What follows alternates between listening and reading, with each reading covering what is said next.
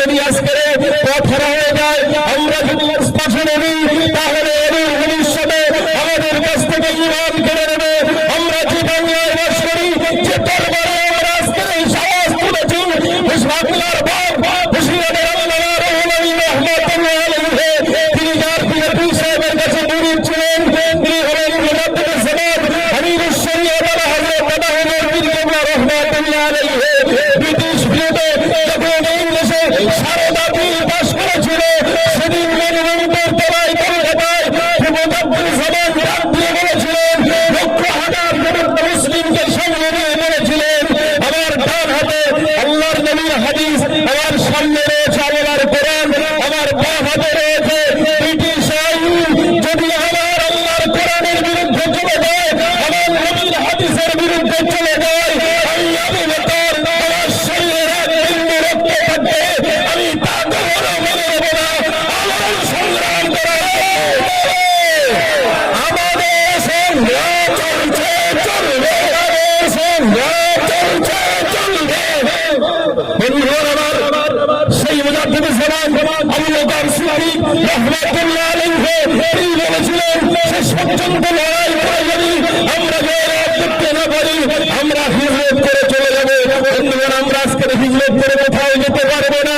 এই দেশ হলো আমাদের, আমাদের মাতৃভূমি, আমাদের পূর্বপুরুষরা শুয়ে রয়েছেন, পীর মাশায়েখরা শুয়ে রয়েছেন। আব্দুল মাতিন বলছিলেন যে আমাদের এই দেশের পীর ওলিমাদের মাজার রয়েছে, স্বাধীনতা সংগ্রামীদের মাজার রয়েছে, আমাদের বাপ-দাদাদের মাজার রয়েছে, তাদের মহব্বতে আমরা এখানে পড়েছিলাম। কেন? আল্লাহ রাসূল বলেছেন, আল্লাহ ওয়ালাদের কবরটা হলো আল্লাহর জান্নাত, আর এই মাটির নিচে শুয়ে রয়েছে জান্নাতি পরিবেশে। তাদেরকে ছেড়ে আমরা চলে যেতে পারি না। আমাদেরকে বলা হয় দেশদ্রোহী, আমরা নাকি দেশপ্রেমিক নয়। আমরা মুসলমানরা দৈনিক 5 বার নামাজ পড়ি, কতবার আমরা এই মাটিতে সেজদা দিই, এই মাটির তলায় আমাদের কবর হবে। আল্লাহ জানিয়েছেন, শরীয়তে জানিয়েছেন, মুসলমানদের যে জায়গায় কবর হবে সেই জায়গার মাটি দিয়েই তাকে তৈরি করা হয়েছে। আমরা মাটির মানুষ, আল্লাহ আমাদেরকে মাটির উপাদান তৈরি করেছে। এই দেশে আমাদের জন্ম হয়েছে, এই দেশে আমাদের কবর হবে। আমরা মায়ের মতো স্নেহ করি আমাদের মাতৃভূমিকে। এই মাতৃভূমি কবর আমাদের মসজিদ, পবিত্রতা যদি কেড়ে নিতে চায়, জীবনের এক বিন্দু রক্ত থাকবে, আমরা তা কখনো মেনে নেব না। আমার সংগ্রাম আমাদের চলবে ইনশাআল্লাহ। আল্লাহ কবুল করে আমাদের হিম্মত আর কুওয়াত আল্লাহ বাড়িয়ে দিন। সকলে বলি আল্লাহুম্মা আমিন। ওয়া আখিরু দাওয়ানা আলহামদুলিল্লাহি রাব্বিল আলামিন। সকলকে সংগ্রামী অভিনন্দন জানিয়ে এই ফ্যাসিস্ট বিজেপি সরকারের বিরুদ্ধে আমাদের এই আন্দোলন চলবে। যারা আমাদের নিয়ে লুকোচুরি করতে চাইবে, আমাদের সঙ্গে বিশ্বাসঘাতকতা করবে, তাদেরকে আমরা উপযুক্ত সময়ে ঠিক উপযুক্ত জবাব আমরা দিয়ে দেবো। তারা বুঝতে পারবে ভারতবর্ষে আমরা চাই এমন একটা ধর্মনিরপেক্ষ সরকার, যেখানে ফেসিবাদ থাকবে না, সমস্ত জাতি গোষ্ঠীর মানুষ তারা সমান অধিকার পাবে। আমরা 2024-এ দেখেছি ইন্ডিয়া জোট হয়েছিল, অনেক সরকার, অনেক দল তার সঙ্গে বিশ্বাসঘাতকতা করার কারণে মোদিরা আবার দ্বিতীয়বারের ক্ষমতার মস্তকে তাদেরকে সুযোগ ফিরিয়ে দিয়েছেন। তাদেরকে আমাদের চিহ্নিত করতে হবে। আমাদেরকে ভালোবেসে তারা আমাদের পিছন দিয়ে আরএসএস আর এই বিজেপিকে তারা সমর্থন করে। বন্ধুগণ আমার, তাদেরকে আমাদের চিহ্নিত করতে হবে। তারা আমাদের বন্ধু, তারা আমাদের দুশ্মন। বন্ধুর সঙ্গে আমরা যাবো, যে জাতির মানুষ হোক না কেন, যে সম্প্রদায়ের মানুষ হোক না কেন, যে দলের মানুষ হোক না কেন, তার সঙ্গে আমরা গলায় গলায় থাকবো। যারা আমাদের সঙ্গে বিশ্বাসঘাতকতা করবে, তাদেরকেও আমরা গলায় পা দিয়ে এগিয়ে যাবো। আল্লাহ আমাদের সকলকে সুমতি দান করুন। আসসালামু আলাইকুম ওয়া রাহমাতুল্লাহ। বন্ধুগণ, আমরা একদম শেষের দিকে নিয়ে আসবো, কিন্তু আমাদের এখান থেকে যেহেতু চারিদিকে যে পরিস্থিতি, আমাদের ছেলেরা এসে বললো অলরেডি একটা সুশ্রুতি দেওয়া শুরু হয়ে গেছে। আমাদের ছেলেদের সঙ্গে যেটা ঘটেছে, আমরা এই রিস্ক নিতে পারছি না, কেননা এরা অশান্তি করবে আর দিনের শেষে বলবে এই মুসলমানগুলো দাঙ্গা করতে এসেছিল বলে আমাদেরকেই আবার জেলে নিয়ে যাবে। ঠিক না বল? আমরা এখান থেকে কেন্দ্র সরকারের একটা ভিডিও এই প্রতিবাদের সেখানে আমরা পৌঁছাবো। আপনারা যারা আছেন একত্রিত হন, আমরা এখানে সারিবদ্ধ হয়ে হাতে একতাবদ্ধ সিম্বল নিয়ে সবাই স্টেজে বলবো দাঁড়িয়ে যান। আমরা হাতে একতাবদ্ধ সিম্বল নেব। যারা দাঁড়িয়ে আছেন সবাই চলে আসুন। একটু কষ্ট করেন, সবাই চলে আসেন, সবাই, কেউ এদিকে ওদিকে না, সবাই মাঠের মধ্যে একত্রিত। যারা ক্যামেরা করছেন, ক্যামেরা সেশনে আমি প্রত্যেকের বলবো লাইন সারিবদ্ধ, পিছন দিয়ে একদম সুন্দরভাবে দাঁড়ান, এক জায়গায় ধরো হবেন না, একটু স্টেজ ছাড়েন, নাইলে আপনাদের ফটোটা আসবে না। একটু পিছিয়ে যান, অন্তত 5টা হাত পেছান, স্টেজ থেকে 5 হাত পিছান। যারা আছেন একটা সারিবদ্ধ লাইন দেন, নামাজের মতো যেমন কাতার হয় সারিবদ্ধ লাইন দেন। আমরা ভিডিও স্লোগান সহ এই ফটো আজকে কেন্দ্র সরকারের কাছে, রাষ্ট্রপতি দপ্তর থেকে শুরু করে রাজ্যপালের কাছে যাবে, যে বাংলার মানুষ, বসিরহাট থেকেও বসিরহাটের মানুষ তারা একত্রিত হয়ে ডাক দিয়েছে এই লড়াই। আপনারা সবাই কেউ বাদ যাবেন না, এই সংগ্রামী লড়াই আল্লাহর কাছেও এই ফটো থাকবে। এটা শুধু সরকারের কাছে না, আল্লাহও দেখছে যে আমার বান্দাগুলো তারা ইসলামের জন্য, তারা দ্বীনের জন্য, তারা কবরের জন্য, তারা মসজিদ আমার ঘরের জন্য, তারা কোরআনের জন্য, তারা মাদ্রাসার জন্য, এই মুসলমান এমন করে জাতি ধর্ম বর্ণ নির্বিশেষে একত্রিত হয়ে তারা লাইন দিয়ে সারিবদ্ধ হয়ে আন্দোলন করে দাঁড়িয়েছিল। আজকে আমরা এখানে সেই একত্রিত সেই সেশন চলবে। একটু সকলে সোজা করে এই সাইডটা ঠিক করুন, এখনো যারা আছেন প্লিজ একটু আসুন। সকলে আল্লাহর কাছে আমরা সাক্ষী রেখে আমাদের এই আন্দোলনের স্লোগানের মাধ্যমে এই সেশন যারা ফটো তুলছেন, আর যাদের কাছে বড় ফোন আছে, আপনাদের অনেকে ফেসবুক ফোন আছে না, এই কাদের আছে একটু হাত তোলেন তো, ফোন আছে বড় কাদের, একটু ফোন বের করেন পকেট থেকে। এই প্রতিবাদ আপনাদের ফেসবুক লাইভ চালান, একটু ভিডিও অন করেন, একটু কাতার দেন, আর কাতার দেন। আমার মুফতি সাহেব একটুখানি কাতার দিয়ে দাঁড়াই। এটা আমাদের কতটা ঐক্যবদ্ধ। আমাদের ইমাম আল্লাহু আকবার বললে আমরা সাদা কালো চাষি চাকরিজীবী সকলে যেমন এক বাক্যে হাত বাঁধি, এক বাক্যে রুকুতে যাই, সেজদায় যাই, ওই কাতার ডাকতে একটু দেই না, একটু দাঁড়িয়ে যারা দুহাত দূর রেখে পিছনের কাতার দুহাত দূর করেন, জানাজায় যেমন দাঁড়ান, কাতার লাইন দিয়ে যারা ছাড়া আছেন এতক্ষণ আপনারা দাঁড়িয়েছেন, অনুরোধ রিকোয়েস্ট আপনাদের কাছে করে জোরে অনুরোধ করছে একটু ময়দানে আসেন, একটুখানি আছেন আর পিছন থেকে আসছেন পিছনে চলে যান, মাঠটা জুড়ে নেন, গ্যাপটা রাখেন, মাঠটা জুড়ে নেন, অনেক বড় ময়দান, একটু পিছিয়ে নেন, দুহাত করে পিছিয়ে যান, আর সামনে কাতার থেকে একটু কাতারবদ্ধ লাইনটা সুন্দর করে সাজিয়ে নেন। আমরা যে এক ডাকে সাড়া দিতে চাই তার প্রমাণ করি, এটা আজকে আমাদের শুরু, আগামী দিন অনেকবার এমন করে ডাক দেওয়া হবে, প্রতিটি জায়গা আমাদের দেখাতে হবে যে আমরা এক ডাকে রাজি আছি, এত সময় নষ্ট করা যাবে না। অনুরোধ করছি প্রত্যেকেই নিজের দায়িত্ব মনে করে কাতার সোজা করেন, প্রত্যেকেই কাতার সোজা করেন, দুহাত দূরত্ব করে যারা ছায়া দাঁড়িয়ে আছেন মাঠে চলে আসেন। আমরা যে ফ্ল্যাগ গুলো দিয়েছি এগুলো একটু উঁচু করে ধরেন, সবাই উঁচু করে ধরেন। আর যাদের ফোনে ফেসবুক আছে সবাই লাইভ চালান, প্রত্যেকেরই মানে দায়িত্ব। ঘরে ঘরে এই প্রচার ডোর টু ডোর পৌঁছাতে গেলে যুবকদের দরকার, ফেসবুক প্রচারের দরকার, মিডিয়ায় দরকার। আপনারা একতাবদ্ধ হয়েছেন, আমাদের এই ঐক্য মঞ্চ থেকে আমরা হাত তুলি, সকলে একসাথে হাত জোট করে বলেন আমরা এই লড়াই আগামী দিন লড়বো। এই এতগুলো মানুষ আওয়াজ কম কেন? হাত তুলে যারা ফটো সেশন করছেন এই ভিডিও পাঠান, আমরা পাঠাবো দিল্লিতে, যে মানুষ বসে নেই। আজকে এখানে বহু মানুষ রাস্তায় আসতে পারেনি, নেতাদের জুলুমে আসতে পারেনি, এখনো বহু মানুষ যারা সাম্প্রদায়িক দাঙ্গা করার চেষ্টা করছে ফাঁসিবাদ সরকার, তাদের গুন্ডারাও আটকানোর চেষ্টা করছে। তাই বলবো আপনারা যারা এসেছেন এই লড়াই আগামী দিন হবে। মাওলানা বাগে আরব যদি আবার বলে ময়দানে নামতে হবে, পারবে পারবে। এই ব্রিগেড যাবেন 26 তারিখ।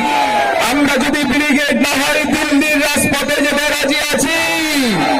এই ভারতবাসী জাতি ধর্ম বর্ণ নির্বিশেষে ঐক্যের ডাক, আমাদের এই লড়াই চলছে চলবে, আমাদের লড়াই চলছে চলবে চলছে চলবে। বিজেপি সরকার দূর দূর দূর দূর হবে।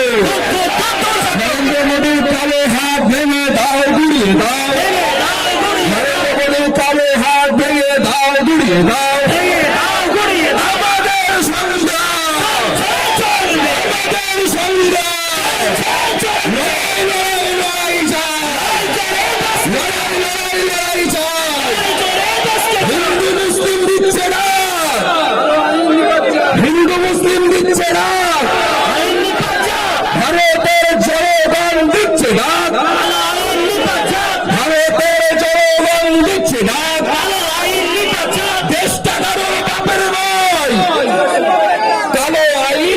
বাতিল হয়, দেশটা কারো বাপের নয়, দেশটা কারো বাপের নয়, ফাউন্ডেশন দিচ্ছে না, ফাউন্ডেশন দিচ্ছে না, আমাদের সংগ্রাম চলছে, চলবে, আমাদের সংগ্রাম চলছে, লড়াই লড়াই লড়াই চাই, লড়াই লড়াই লড়াই চাই, লড়াই করবে। ধ্বনি আরো জোরে হবে, লড়াই করবে, লড়াই করবে। সকলকে সংগ্রামী অভিনন্দন। এখানে থাকুন, আমি আপনাদের বলছি, আমাদের কাছে প্রশাসনিক ভাবে আপনাদের বসতে হবে না, দাঁড়িয়ে থাকবেন।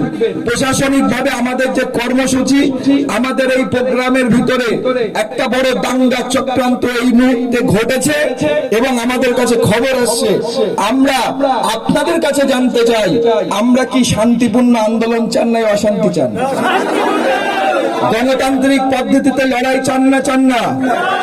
আমাদের প্রশাসন আমাদের সঙ্গে আছে, বন্দির মতো আচরণ করেছে, তারা আমাদের সহযোগিতা করেছে। আজকে যদি এই প্রশাসন সজাগ না থাকতো, আজকে বসিরহাটে হয়তো আবার এই সুশ্রুলি দেওয়ার, তাদের কোনো ধর্ম নেই, শুধু আরএসএস এর বাহিনী, তারা আমাদেরকে আবার লড়াইয়ে নামাতে বাধ্য করত এবং সেই সুযোগ তারা নিয়েছে। এই এখানে যে এসছিলেন যারা, আপনারা এক দুজন একটু হাত তোলেন তো, যাদের সঙ্গে এই সমস্যাটা হয়েছিল, কই তারা, কই কই ওই দেখেন পিছনের এই গ্রুপ, কোথায় হয়েছিল এটা দেখেছেন? এই মেইন রোডে। এখন এই রিস্ক নিয়ে যদি কোথাও একটা আপনার গায়ে পেট্রোল বোম মারে এই আরএসএস এর চক্রান্তকারীরা, এই বিজেপির দালালগুলো, আপনারা কি অশান্তি থামাতে পারবেন? এই পারবেন? এই রিস্ক কি আমরা নেব? আপনারা বলেন নেব? দরকার নেই। তাই বলি আমরা এই রিস্ক নেব না। কিন্তু আমি প্রশাসনকে বলেছি যে আজকে আমরা আপনাদের অনুরোধ করছি, এই মুসলমান, এই ভারতবাসী, জাতি ধর্ম বর্ণ নির্বিশেষে বসিরহাটের শান্তিপ্রিয় মানুষ, আল্লামা রুহুল আমিন রহমাতুল্লাহ আলাইহির পথ দেখানো মানুষ, তারা কিন্তু শান্তির আন্দোলন করে, সংবিধানের আন্দোলন করে, গণতান্ত্রিক পদ্ধতিতে আন্দোলন করে। তাদের এই লড়াই হচ্ছে শান্তিপূর্ণ লড়াই। এরা সুফিজমপন্থী মানুষ, আজকে এরা মেনে নিয়েছে। কিন্তু আগামী দিন এই মানুষ যাদের আটকানো হয়েছে, এই পরিকল্পনা যারা করে আমাদের প্রোগ্রামকে ক্ষতিগ্রস্ত করার চেষ্টা করেছে, আমরা আগামী দিন মানব না। আরো দলে দলে এসে বসিরহাটে আমরা ময়দানে নামবো ইনশাআল্লাহ। রাজি আছেন?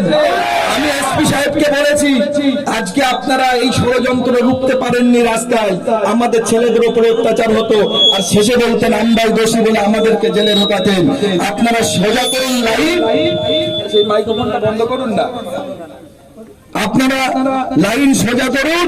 তারপরে আপনারা আমাকে বলুন 10 দিন টাইম নিন, 15 দিন টাইম নিন, কিন্তু আমরা এই বসিরহাটের রাজপথের চাকা জাম করে দেখিয়ে দেবে যে আমরা ভারতবর্ষের এই কালো আদিম, এই ভারতবর্ষের সংবিধান নষ্ট করা, হত্যা করা এমন সরকারকে আমরা তুলে ছুঁড়ে ফেলে দিতে জাতির সময় লাগবে না।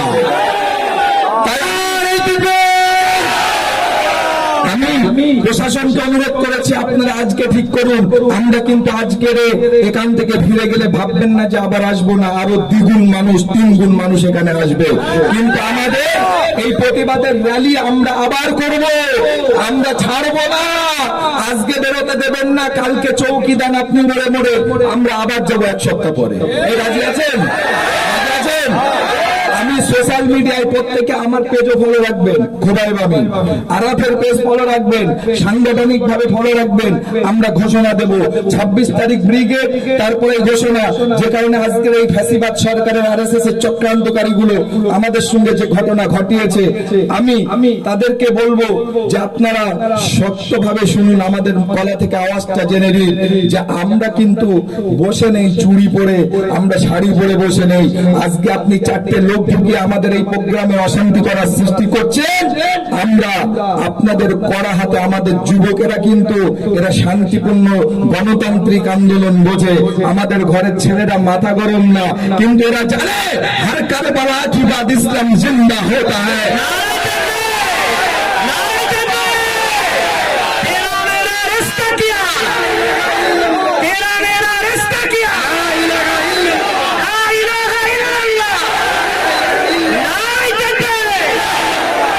আমাদের যুবকেরা জানে যে হযরত হাসান হোসাইন শহীদ হয়েছে ইসলাম ইসলাম জিন্দা হয়েছে। আমরা জানি আজকে ভারতবর্ষে যখন বাবরি মসজিদ হাতছাড়া, আজকে যখন কোরআনের বিরুদ্ধে 3 তালাক আইন পাস হয়, আজকে যখন ভারতবর্ষে লাভ জিহাদের নামে যুবকদেরকে হত্যা করা হয়, আজকে এই ফ্যাসিবাদ সরকার যখন ভারতবর্ষের মুসলিমদের দরদ দেখিয়ে, যার বিধানসভা লোকসভায় একটা মুসলমান লিডার নেই, মুসলমানদের দরদ দেখায়, মুসলমান নারীদের দরদ দেখায়, গোটা ভারতবর্ষে একটা রাজ্যসভা, একটা বিধানসভা, লোকসভায় একটা মুসলিম মহিলা নেই, তারা বলে মুসলমানের দরদ দেখায়। মায়ের থেকে মাসির দরদ বেশি। আপনি কান খুলে শুনে রাখুন, দিল্লি রাজপথে কৃষক আইন বাতিলের জন্য হরিয়ানা পাঞ্জাবের মানুষেরা ছুটে ছুটে গিয়েছিল। হরিয়ানা পাঞ্জাবের মানুষেরা 700 যুবক, তাজা তরুণ কৃষক, তাদের শিলা খুলে দিয়ে তার জীবন দিয়েছে, মৃত্যু হয়েছে, শহীদ হয়েছে। আজকে কৃষক বিল বাতিল হয়েছে, প্রত্যাহার হয়েছে। আমরাও মনে রাখি, 700 কৃষক যদি জীবন দিতে পারে, আমরা মসজিদ, মাদ্রাসা, আল্লাহর ঘর, কবরস্থানের জন্য 7 লক্ষ যুবক ওই বুক খুলে কাফনের কাপড় দিয়ে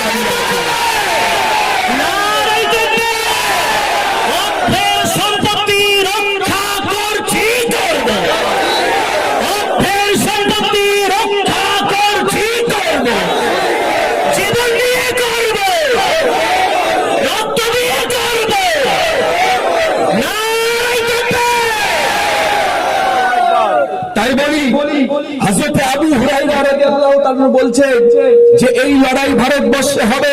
আমি আবু হুরায়রা যদি বেঁচে থাকতাম, আমি আবু হুরায়রা বলছি যদি বেঁচে থাকতাম, আমি এই লড়াই শামিল হতাম। আল্লাহর নবীর প্রাণ প্রিয় সাহাবা বলছে, আমি এই লড়াই যদি শামিল হয়ে মৃত্যু হতো, আমি শহীদের দরজা পেয়ে যেতাম। আর যদি এই লড়াই আমি জিতে, আমার অর্থ ব্যয় করে এই লড়াইয়ে যদি আমি জিতে বাড়ি ফিরতে পারতাম, তাহলে আমি আবু হুরায়রা বলছি আল্লাহ পাক আমার জন্য জাহান্নামটা হারাম করে দিত, আল্লাহ জান্নাত আমার তকদিরে রাখতো। তাই যুবকেরা, তোমরা যারা এসেছো, এই লড়াই কিন্তু এমন একটা লড়াই, আল্লাহর নবী সাহাবারা বলেছে এই লড়াই যারা করবে, তোমরা অর্থ দেবে, মৃত্যু না হলেও তোমাদের জন্য জাহান্নাম হারাম হবে। তোমরা যদি এই লড়াই করে মৃত্যু হয়, তোমরা শহীদের দরজা পেয়ে যাবে। তাই বলি, আজকে ভারতবর্ষের ফ্যাসিবাদী সরকার নরেন্দ্র মোদী এই কুৎসিত একটা মানুষ চাইওয়ালার বিরুদ্ধে, এই আরএসএস এর বিরুদ্ধে আমাদের এই লড়াই চলছে, আমরা চালাবো। মনে রেখে দেবেন, আমাদের ঘরের যুবকেরা চুরি করে বসে নেই। সংবিধান বাঁচাও, মোদি হটাও! সংবিধান বাঁচাও, মোদি হটাও! নারায় জিন্দাবাদ! বন্ধুগণ, তাই আমি আপনাদের বলছি, আপনারা ধৈর্যের অনেক পরীক্ষা দিয়েছেন। আজকে আমাদের যে পদযাত্রা, যে অঘটন ঘটনার জন্য যে সন্ত্রাসবাদীরা বসে গিয়েছে, এদের কোনো ধর্ম নেই। আপনি জানেন আজকে হিন্দু ভাইরা কত সহযোগিতা করছে আমাদের এই আন্দোলনে, আজকে খ্রিস্টান ভাইরা সহযোগিতা করছে। আর যারা এই ফ্যাসিবাদ সরকারের নেতা আছে, শুধু তারাই দাঙ্গা লাগানোর চেষ্টা করছে, লড়াই লড়িয়ে দেওয়ার চেষ্টা করছে। এমন করে কাকে কাকে এনে তারা লুঙ্গি পরিয়ে, একটা টুপি পরিয়ে ঢুকিয়ে দিচ্ছে। লুঙ্গির দাম 200 টাকা, 50 টাকারও টুপি লাগে না, 20 টাকা হলে হয়ে যায়।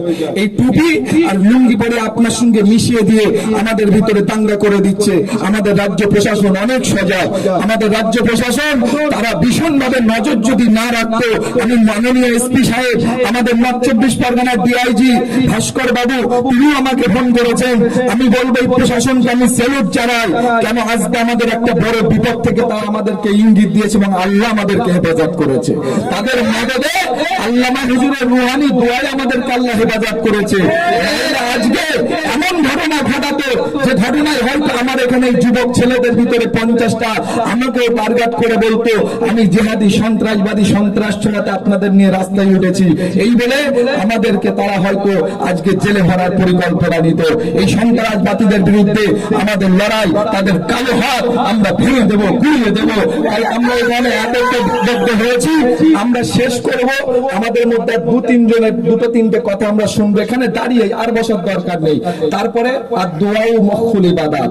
আপনি যে কারণে এসেছেন, যদি এই লড়াই জয় হতে চান, আল্লাহর কাছে দোয়া করতে হবে। ঠিক না বল? ঠিক না বল? কারা আছেন যে এখানেই দাঁড়িয়ে আমরা এই দোয়া করে শেষ করে যাব? কারা কারা আছেন? সবাই তো দাঁড়ান। আমি এখন আমাদের মধ্যে আমাদের আরবের খুব যুব ছেলে আরিফ বিল্লাহ, আমি 2 মিনিট আরিফ বিল্লাহ তোমাকে বলার জন্য অনুরোধ করছি। আসসালামু আলাইকুম। কোনো ভূমিকা ছাড়াই কষ্ট হয়ে গিয়েছে, কষ্ট হয়ে গিয়েছে। গগন চণ্ডী আকাশ পাতাল মুখরিত করে আওয়াজ দেন নারায়ে তাকবীর। আরে ইমানদারের আওয়াজ এত কম হয়ে কেন? কর্ণাটকের মুখে একটা মহিলা, মুসকান নামের মহিলা, হাজার হাজার কাফের বেঈমানরা জয় শ্রীরামের ধ্বনি দিয়ে তাকে কণ্ঠিত ভূতে সন্ত্রস্ত করতে চেয়েছিল। একটা মহিলা মুসকান নামে নারায়ে তাকবীর আল্লাহর আকবার ধ্বনি দিয়ে তামাম পৃথিবীর মানুষকে জানিয়ে দিয়েছিল, আল্লাহর জমিনে যদি একটা মহিলা বেঁচে থাকে আল্লাহর নাম নেওয়া যথেষ্ট। তাহলে আমরা তো এতদের ইমানদার ব্যক্তি এখানে উপস্থিত হয়েছি, উচ্চ স্বরে বলে নারায়ে তাকবীর। ছোট্ট একটা কথা বলছি, আজকে যার নেতৃত্বে এসেন পিরজাদা খোমাইন আমিন, 3 দিন ধরে মানুষটার সাথে আছি, কত হুমকি ধুমকি চালানোর চেষ্টা হচ্ছে। অনেকে মাথায় টুপি দিয়ে দাড়ি লম্বা জামা চিনতে পারছেন না, মেরুদণ্ডটা কিন্তু বিক্রি করে দিয়ে আন্দোলন নামে আপনাদের বোকা বানাচ্ছে। কিন্তু বীর পুরুষ পিরজাদা খোমাইন আমিন ভাইজান কেন অপশক্তির সঙ্গে আপোষ করেনি? জাতিকে বাঁচানোর জন্য আল্লাহর হুজুরের, তাদের হুজুরের তাদের হাতে করা মাদ্রাসা মসজিদকে বাঁচানোর জন্য পিরজাদা খোমাইন আমিন কিন্তু কোন অপশক্তির সঙ্গে আপোষ না করে আপনাদেরকে দেখেছে। পিরজাদা খোমাইন আমিন ভাইজানের নেতৃত্বে আগামী 26 তারিখে কে কে কলকাতায় যেতে তৈরি আছে?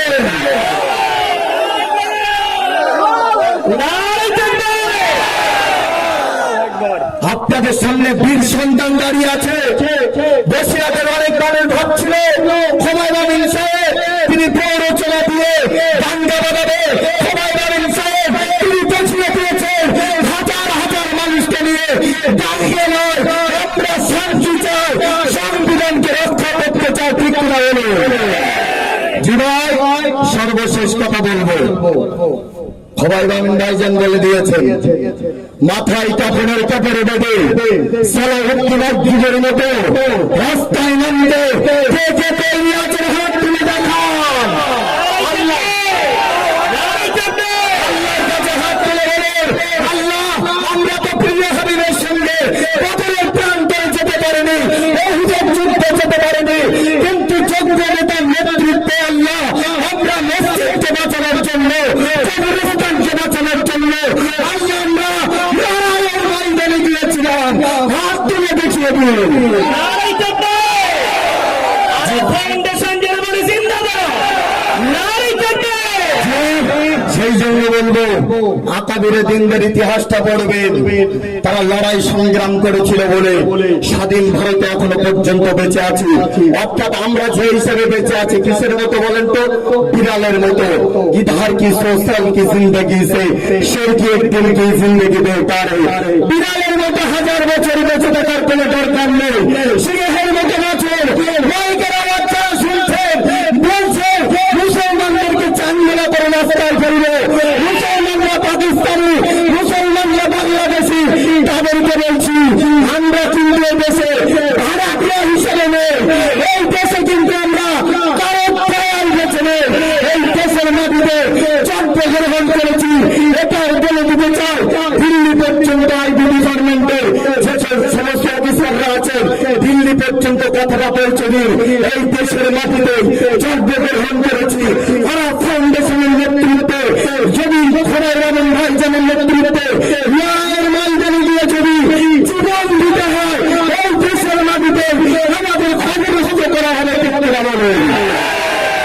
সেই জন্য কাজী নজরুলের কবিতা বলে আমি শেষ করব। হায়রে সুশিক্ষিত মানুষ, হায়রে ইমানদার মানুষ, কোন সাগরের গভীর তলে ঘুমিয়ে আছে, হায়রে নওজোয়ান তরুণ তরুণ যুবক, আবার বৃদ্ধ বনিতা নবীন প্রবীণ, কোন সাগরের গভীর তলে ঘুমিয়ে আছেন? ভারতীয় মুসলমানদের চিন্তা আত্মকথা তোলা হলে, তামাম বিশ্বের মুসলমানদের আত্মা তোলা হলে আকাশ পাতাল কেঁপে উঠছে, তারপরেও কি আপনাদের ঘুম ভাঙছে না? আর কবে ভাঙবে? মসজিদ চলে যাওয়ার পরে, আমাদের থেকে মাদ্রাসা চলে যাওয়ার পরে, ইমাম চলে যাওয়ার পরে কি আপনাদের ঘুম ভাঙবে? তাই যদি হয়ে থাকে ঘুমিয়েই থাকেন, মাওলানা খোবাইব আমিন ভাই জানেন তাকে আপনাদের সাড়া দিতে হবে না। আর তাই যদি না হয় তাহলে একটা বার স্মরণ করুন কাজী নজরুল ইসলামের কবিতা, দুর্গম গিরিকাঙ্ক্ষার মরুস্তর পারাপার, লঙ্ঘিত হবে রাত্রি নিশীতে যাত্রীরা হুঁশিয়ার, দুলতেছে তরুণ শুনতেছে জল ভুলতেছে মাঝে পথ, চিনি আছে তারকে ধরবে হল, আছে তার হিম্মত, কি আছে জওয়ান হল আগুয়ান, হাতিছে ভবিষ্যৎ, এই তুফান ধরে দিতে হবে তরে, নিতে হবে তরিকার। তাই আপনাদেরকে বললে আজ লড়াই এখানে শেষ নয়, প্রয়োজন করলে ভাইজানের নেতৃত্বে 26 তারিখে ব্রিগেডে গিয়ে যদি আমাদের এই দুর্ঘটনা হামলা হয়, দিল্লি যেতে রাজি আছি, ভাইজানের নেতৃত্বে দিল্লি যেতে রাজি আছি। নারায়ে তাকবীর, নারায়ে তাকবীর। আলহামদুলিল্লাহ রাব্বিল আলামিন। মাশাআল্লাহ, ধন্যবাদ। আমাদের মধ্যে একদম শেষে আমরা দোয়ার মাধ্যমে শেষ করব। আমি দুটো শুধু সমর্থন নেওয়ার জন্য আমার ভাই আফিল আনসারী পিন্টু ভাই সমর্থনের জন্য 1 মিনিট তাকে আমি অনুরোধ করছি। আমরা দীর্ঘ সময় ধরে বক্তৃতা শুনলাম। আরাব ফাউন্ডেশনের যিনি কর্ণধার ভাই খোয়াবুর রহিম সাহেব, ওনার বক্তৃতা আপনারা শুনলেন দীর্ঘক্ষণ ধরে।